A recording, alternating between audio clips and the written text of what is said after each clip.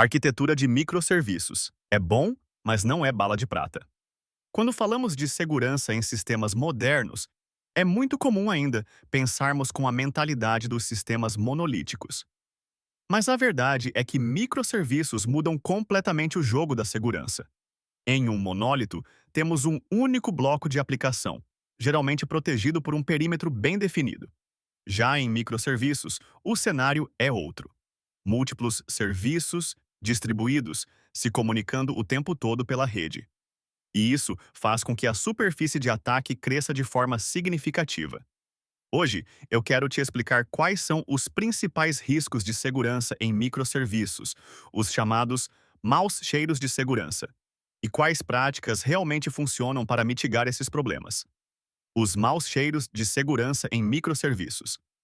Vamos começar falando de algo muito comum e muito perigoso: segredos embutidos no código. Isso acontece quando senhas, tokens ou chaves de API ficam diretamente no código-fonte ou em arquivos de configuração sem proteção. O problema é simples. Quem tiver acesso ao código ou aos logs tem acesso ao sistema inteiro. A mitigação aqui é clara: gestão centralizada de segredos, com criptografia e controle de acesso adequado. Outro problema clássico é o controle de acesso insuficiente. Em microserviços, cada serviço precisa validar permissões por conta própria. Quando isso não acontece, surge o chamado Confused Deputy. Um atacante usa um serviço legítimo para acessar outro serviço para o qual ele não teria permissão direta. A solução passa por delegação de acesso bem definida, geralmente usando padrões como OAuth 2.0. Agora, um erro arquitetural bastante comum: microserviços expostos diretamente à internet. Quando cada serviço fica acessível publicamente, cada um precisa lidar com autenticação, autorização, rate limiting. Isso aumenta muito a complexidade e a chance de erro. A boa prática aqui é clara: usar um API Gateway, centralizando o ponto de entrada e escondendo a topologia interna do sistema. Outro ponto crítico é a comunicação insegura entre serviços. Muita gente ainda assume que a rede interna é confiável, mas em arquiteturas modernas, isso simplesmente não é verdade. Quando serviços trocam dados sensíveis via HTTP simples, sem criptografia, eles ficam vulneráveis a ataques de interceptação e man in the middle. Por isso, o padrão recomendado hoje é MTLS. Mutual TLS, garantindo criptografia e autenticação mútua entre os serviços. E aqui vai um alerta importante: não centralize toda a autorização apenas no gateway. Se o gateway for comprometido, todo o sistema fica exposto. Segurança forte exige defesa em profundidade. O serviço também precisa validar permissões. Riscos de infraestrutura e orquestração. Agora vamos olhar para o lado da infraestrutura. Containers inseguros são uma das principais portas de entrada para ataques.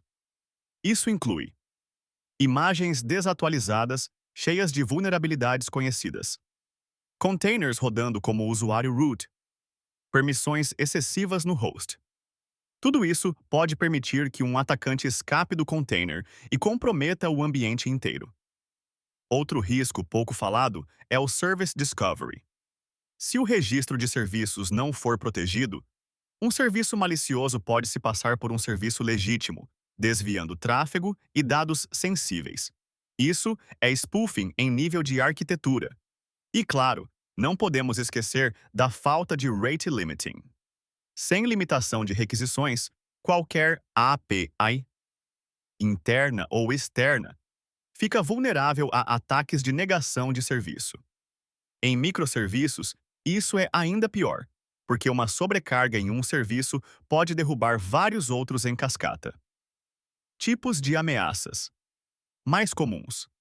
De forma geral, as ameaças em microserviços se dividem em três grandes grupos: ataques baseados em usuário, como acesso não autorizado e falsificação de identidade; ataques de dados, incluindo exposição e interceptação de informações sensíveis; Ataques de infraestrutura, envolvendo containers, máquinas virtuais e orquestradores. Estratégias de mitigação que realmente funcionam. Todos os estudos e experiências práticas convergem para algumas estratégias fundamentais. Primeiro, defesa em profundidade. Nunca confie apenas no perímetro. Use MTLS, criptografia e autenticação entre serviços. Segundo, API Gateway bem configurado, para centralizar a entrada, aplicar rate limiting e reduzir a exposição. Terceiro, gestão de identidade robusta, com UAU, TH 2.0, OpenID Connect e tokens JBAT propagando identidade de forma segura. E por fim, talvez o mais importante, DevSecOps. Segurança não pode ser um passo final. Ela precisa estar no pipeline. Análise estática de código para detectar segredos embutidos, varredura de vulnerabilidades em imagens de container, validações automáticas antes do deploy.